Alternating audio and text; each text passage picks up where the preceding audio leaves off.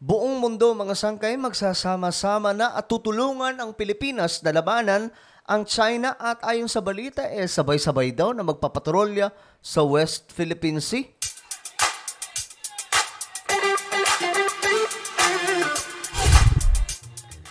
Hello guys, magandang oras po sa lahat ng mga nanonood ngayon, especially yung mga solid sangkay, no?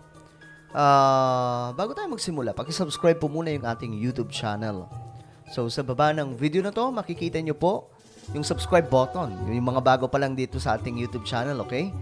Check nyo po sa ibaba, may subscribe button dyan. Pindutin nyo lamang po yan, tapos i-click nyo yung bell at i-click nyo po yung all. At kung kayo ay nanonood sa Facebook, huwag nyo pong kalilimutan na i-follow ang ating Facebook page dahil parami po tayo ng parami, mga sangkay. Ngayon, ito na nga, gusto ko po itong i-topic, itong tungkol sa West Philippine Sea. No, at ayon po sa report, ito po yung balita mga sangkay.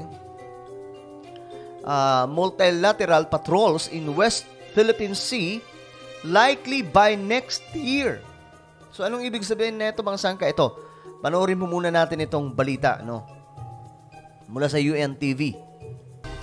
Posibleng magsagawa ng multilateral patrol sa West Philippine Sea sa susunod na taon.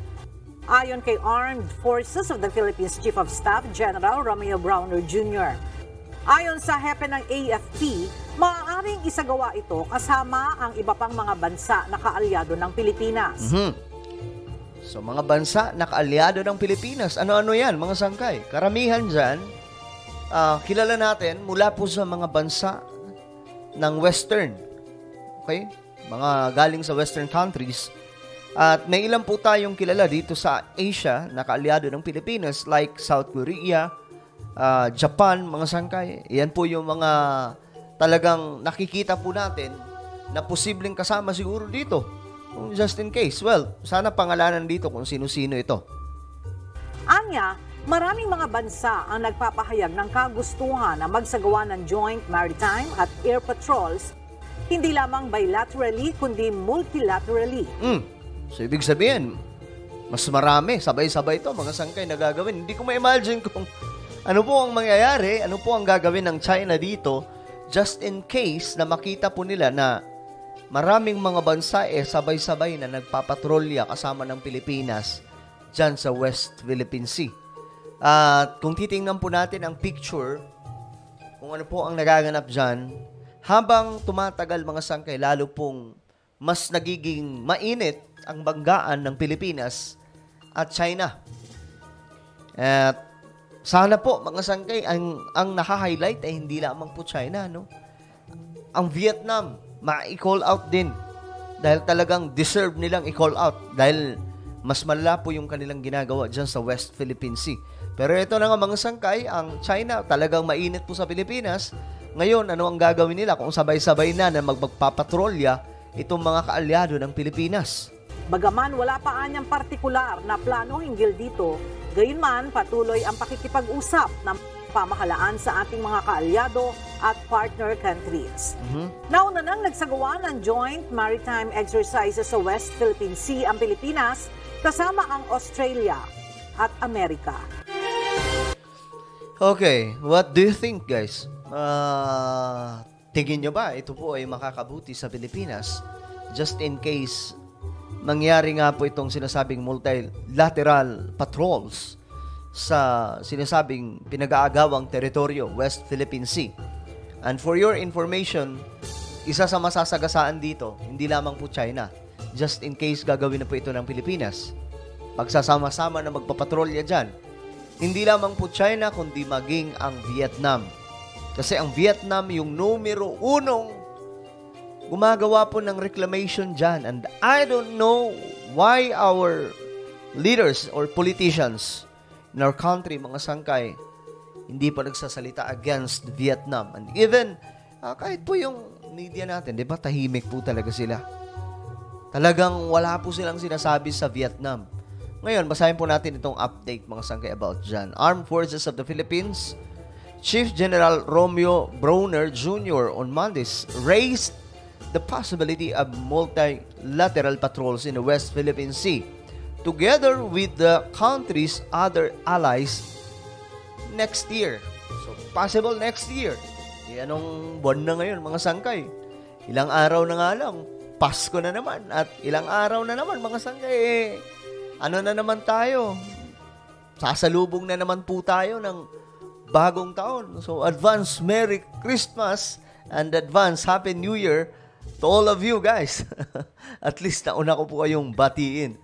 Sabi po dito, this is aside from the bilateral joint exercise and operations the AFP is conducting with the other allies. He added, kasi ngayon mga sangkay, di ba, may mga isinagawa na rin mga pagpapatrolya dyan. Nakaraan, Australia, kasama ng Pilipinas. Sinundan nga po sila ng mga jet fighter ng China habang nagpapatrolya. Tapos, yung nauna mga sangkay, Amerika at Pilipinas, sabay din po na nagpatrolya dyan. At kung mangyayari, na sabay-sabay na magpapatrolya dyan itong mga kaalyado ng Pilipinas, hindi ko alam ano kaya ang magiging reaction na ito ng China at Vietnam. Malamang sa malamang, lalo pong iinit ito mga sangkay. There are also, sabi po dito, ayon po kay, sino ba itong nagsasalita? Bronner. Kay Chief General Romeo Bronner Jr., there are also some countries expressing their desire to conduct these joint maritime and air patrols, not just bilaterally, but multilaterally. Ito yung sinabi kanina. And right now, there is no specific plan yet for that, but we are continuously talking with our allies and partners, so this is possibility probably by next year. Tingin nyo ba makakaan ito mga sangkay? Ano tingin nyo? Ano kaya magiging epekto nito, no? Kasi for sure, magre-react po dito yung China. And I'm sure, magre-react din po dito yung Vietnam.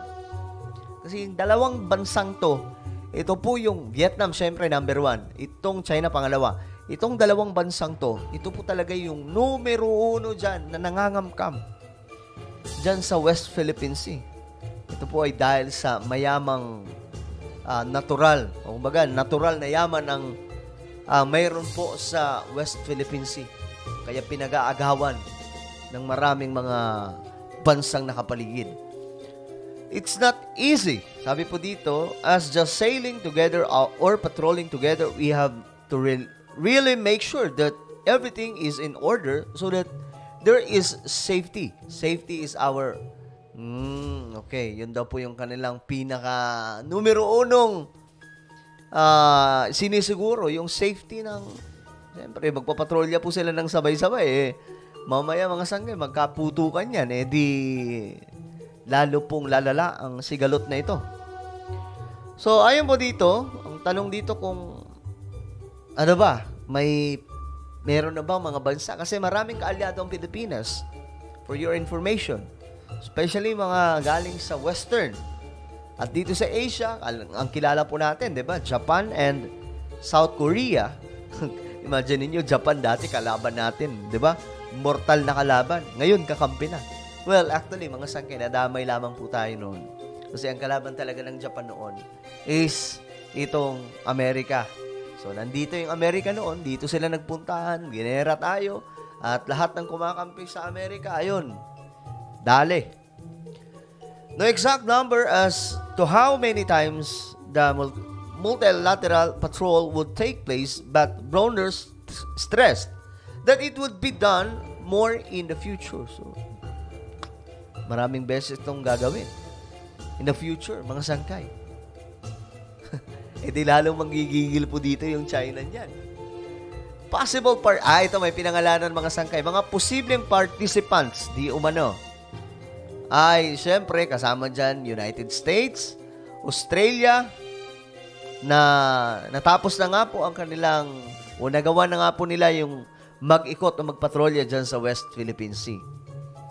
So, ayon po dito, we are constantly talking to our allies and partners, and they are also very much willing to conduct and to continue conducting these joint maritime and air patrols with us in the West Philippine Sea. Okay. So, yan ang malinaw mga sangkay. Again, wala pa po ditong sinasabi kung ano-anong mga bansa Basta sinabing mga kaalyado, may mga nagpakita na rin daw po ng suporta. Well, let's see mga sangkay kung kakayanin po talaga itong mambubuli na China at itong nangangamkam na Vietnam. Okay? So ano po ang inyong komento? Mga sangkay, just comment down below. And now guys, I invite you, please subscribe my YouTube channel, Sangkay Revelation. Hanapin niyo po ito sa YouTube at kapag nakita niyo na click the subscribe, click the bell, and click all. Ako na po yung magpapaalam hanggang sa muli. This is me, Sangkay Janjan. Palagi niyo pong tatandaan that Jesus loves you. God bless everyone. Mag-iingat po ang lahat.